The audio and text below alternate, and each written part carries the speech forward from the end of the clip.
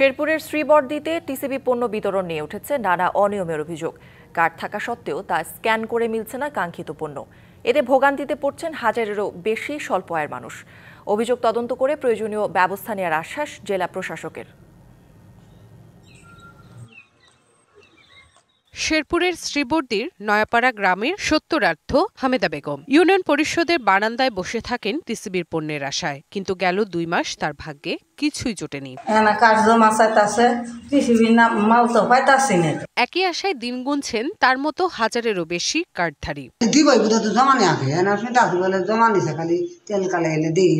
গত মাসে যে আমরা পাইলাম না, যে কি জন্য যে পাইলাম না, তেলের টাকা টাকা আমাদের ঋণ হয়ে গেলাম। ভুক্তভোগীদের অভিযোগ, ইউনিয়ন চেয়ারম্যানের সহযোগিতায় টিসিবির পণ্য বিতরণ না করে তা বাইরে বিক্রি করা হচ্ছে। আমাদের কার্ড এখনো নেই নাই, আজকে বলতাছে বলে আজকে জানগা, কালকে সকাল 10টার সময় পরিশোধ আসি। গেছে মাস উপায় নেই, আবার আরেক মাস আসতেছেন, কি করব না করবো এটা তো আমরা বুঝতেছি না কিছু। তবে অভিযোগ নাকচ করে ডিলারের দাবি কাজ হচ্ছে নিয়ম মেনেই। ফোন দিয়েছিল, ফোন দিয়ে বলতেছে হেড অফিস থেকে যে আপনি 2টা মাসের ডিও কপি দেন।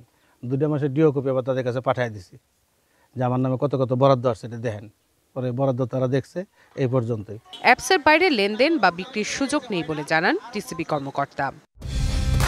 কালার এক্সপার্ট, জর্জ স্যাপ এবং মাইল্ড অন হ্যান্ডস টেকনোলজি সমৃদ্ধ অরিক্স ক্রিস্টাল ওয়াশ আপনার লন্ড্রি এক্সপার্ট।